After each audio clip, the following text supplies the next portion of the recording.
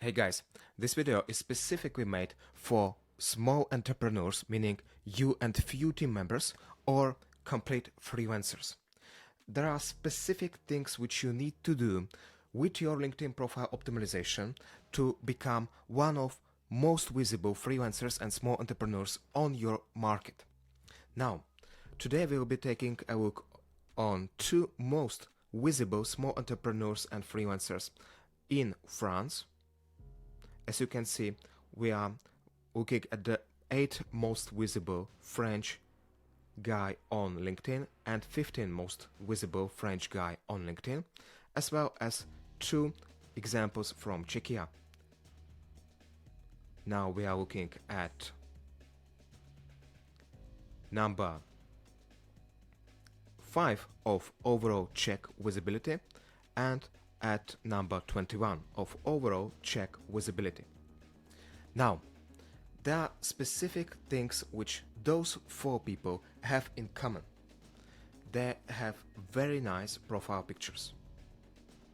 You can clearly see their face in the circle, which is important for all kinds of profiles, but of course it's specifically very important for a freelancer since it's very much about your personal brand, and I can't get to trust you, I can't get to understand you truly as a human person if I cannot see your face. Now, let us continue here. When we are talking about common ground, take a look at the banner. This is very nice touch. I can't understand what the guy is saying, to be honest with you, but he is giving me clear headline. If I'm a French, I would understand it, and I see his references here. This is a tricky part. You cannot put their logos just because you have worked for those companies. You need them to confirm that you might use their logos, or well, you might change legal consequences, and not only legal but also business consequences if you don't.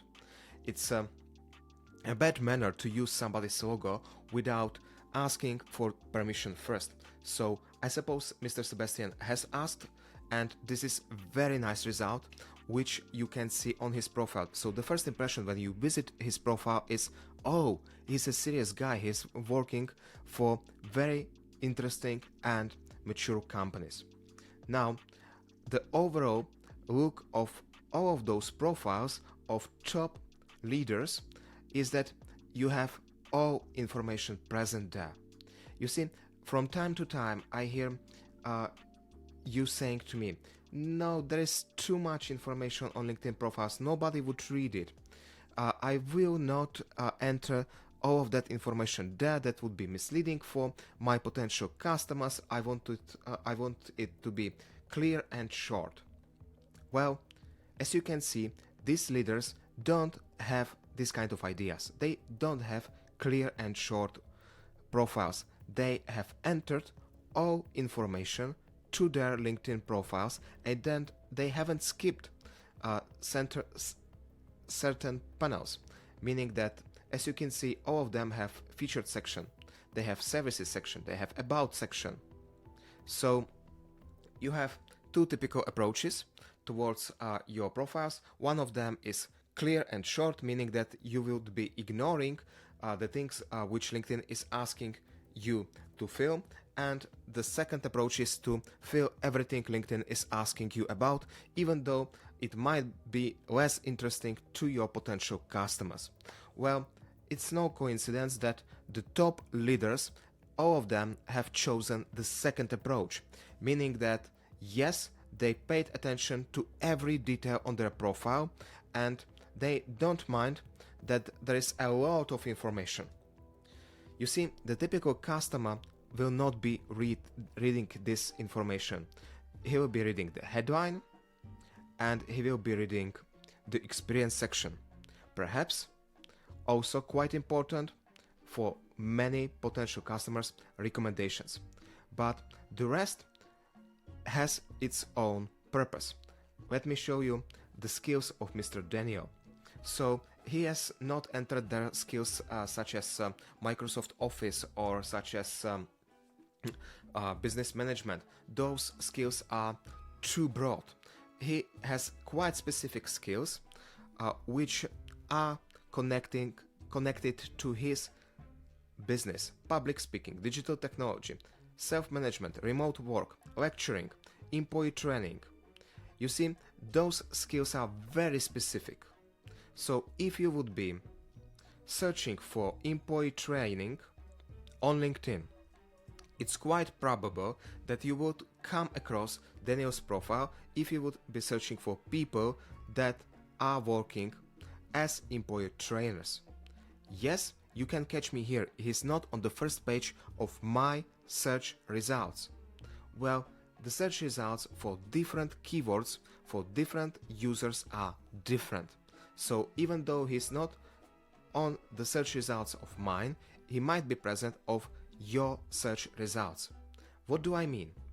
Well, if you enter skills section on your profile, it does not guarantee you that you would be visible under that search keyword. Certainly not on the first pages, but it gives you chances to be visible there. Alright?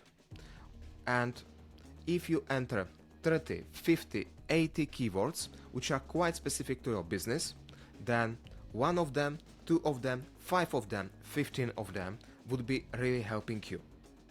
You can even study which of them are working for you and which of them are not working for you.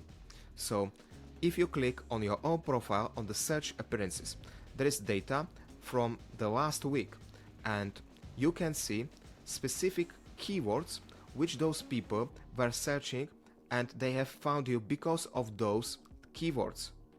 Alright? Now, these keywords are titles.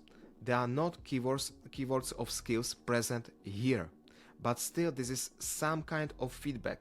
You see the titles, and the most important thing, you see the overall number of search appearances.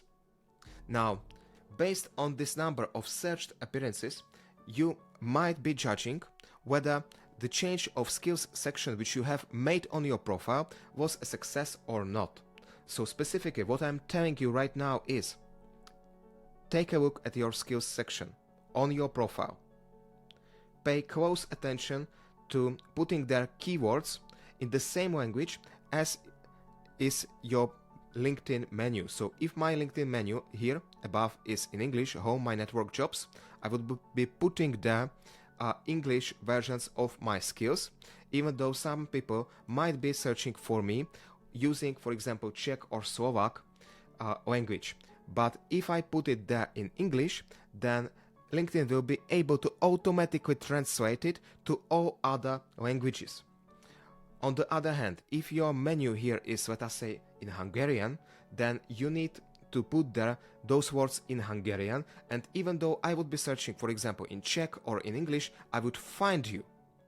LinkedIn can translate those skills in case you enter them in the language of your above menu.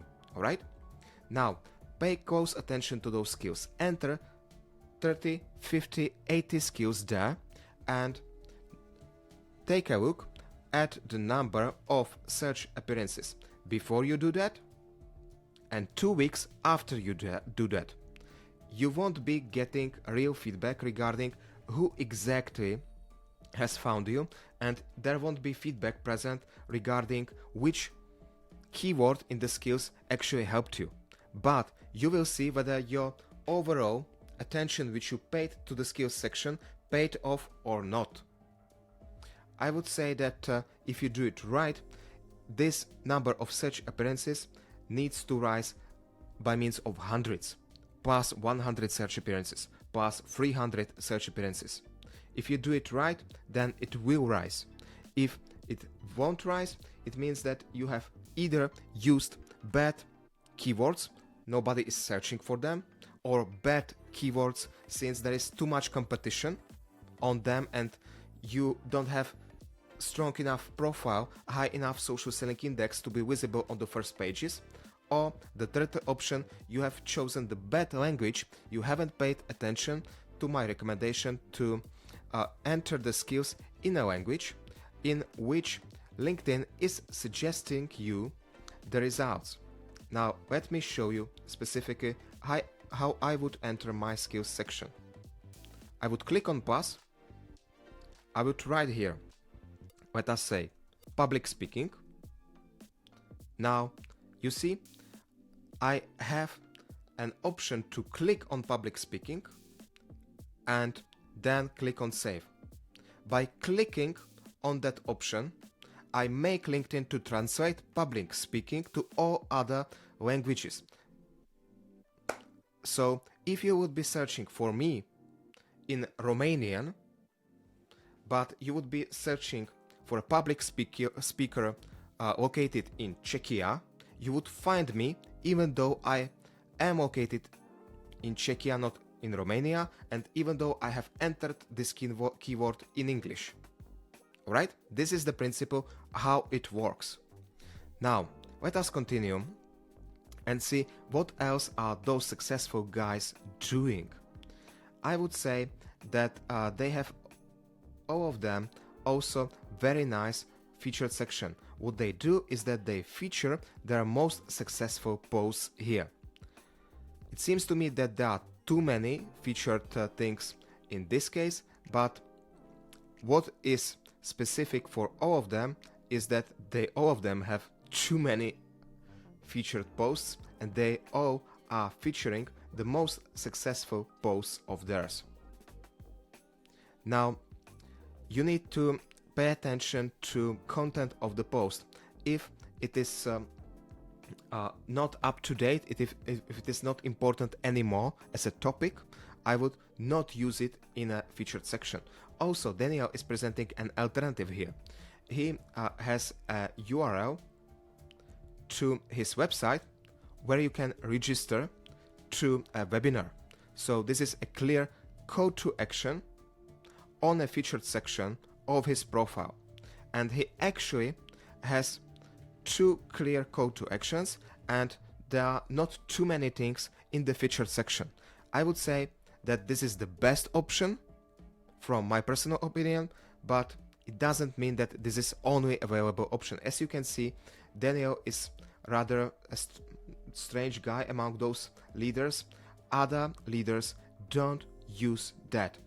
Let me also give you another example of very visible freelancer, Richard. Richard is kind of competition of ours, and he is the most successful competition there is. So there is much to learn regarding freelancer's profile. He's an LinkedIn expert himself, and I would say that the best services section on a freelancer's profile is here. This is how your services section should look like.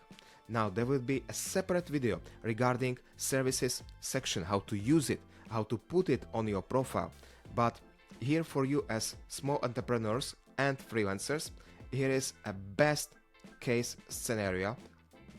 This is perfect kind of presentation of services on a freelancer's profile, right? Now, of course, there are recommendations possible on your profile also in another section. It's called recommendations. Here it is. Now, what you need to understand is that people see the date of the recommendation. So if you didn't have a single recommendation before today, and during next few weeks you will get 10 recommendations, and afterwards in a year from now there will be 0 recommendations, that would look strange, and I wouldn't trust those recommendations that much. So careful about this timing aspect. I would be patient regarding asking people to recommend you, and you need to ask the counterpart to recommend you, since, well, most of them have other priorities. Even though they are quite alright with your services, they might be even very happy with them, but they are not thinking about recommending you on LinkedIn unless you ask them. So in order to ask them for a recommendation, you need them to be number one, meaning your connection on LinkedIn. Afterwards, you go on their profile, you click on a more button, and you click on a request a recommendation option. Then you select kind of relationship, you select the kind of position at the time regarding the recommendation which you are requiring. And now careful here, you need to write a real personalization, meaning real text to Lucas, not the generic one. Since, well, you see, you are asking Lucas for a favor. You need to be quite personal about it. This generic text would be not alright towards Lucas when you are asking him for a favor. So let me sum up specifics regarding the profiles of freelancers and small entrepreneurs. They are very well optimized. They paid very close attention to the skills section as well as to the featured section. Alright? Now, regarding their banners, they have simple, nice claims there. I would say that the best banner is the one with the references. Regarding the headlines, well, the headlines are very clear and most of them are quite short. You see, 2 to 3 lines, clear, structured information regarding their profession, regarding their references. Now, let us pay close attention to the Richard one more time. Most visible freelancers worldwide, which we have studied so far, have the LinkedIn Premium button, meaning that, well, it's not an option which you have to choose to become the most visible freelancers, but it certainly helps you to become one. It makes your life quite easier and your work with LinkedIn more time efficient and precise. So I wouldn't really try to not pay LinkedIn for the premium. And if you take a look on the Richard's profile, he used very carefully the buttons which are possible as a LinkedIn user of a premium. You can add there a custom button and you can add the feature profile content. So those things, they are reserved for a premium user, and if you pay for a premium, I would certainly go on your own profile, click on a pencil one more time and pay attention to sections which are specific for a premium. They are called premium settings. Alright? And you have an option to have an open profile. This premium feature allows anyone on LinkedIn to contact you directly for free. This is a wonderful feature. I would say this is the key feature for you as a freelancer, since there are so many people who are not connection of yours and they are following your content. And there comes a moment when they want to spontaneously ask you for your services, but they can't, since they don't have premium, so they cannot write you an email and they are not connected with you on LinkedIn. Alright? Now, they might ask you for a connection. Perhaps they don't even have an option to write a message to the connection request, so they would have to wait when you accept the connection request, and afterwards they can approach you with a private message. But you see, they might forget. You might accept the connection request only in 2 days after they request for it. They wouldn't be checking on you and they would forget that they even wanted to ask you for offer of your services. Now, this specific option available for a premium users means that you won't be facing this issue. If I'm not a connection of yours, but I want to ask you for your services, I can write you a private message. Of course, I can also spam you with my offer. So pay attention to the detail that it doesn't mean that you will be getting only more relevant messages. It means that you will be getting more messages overall, including irrelevant ones. But still, as a small entrepreneur, as a freelancer, I would definitely pay for a premium and use this option since I have paid for a premium. Now, this is it for profile optimization of freelancers and small entrepreneurs. If there are any questions, we are meeting as a group of people who are subscribed to our Patreon and Story Matters team once a month. You can ask us any questions during that meeting. Looking forward to meet you there. Good luck.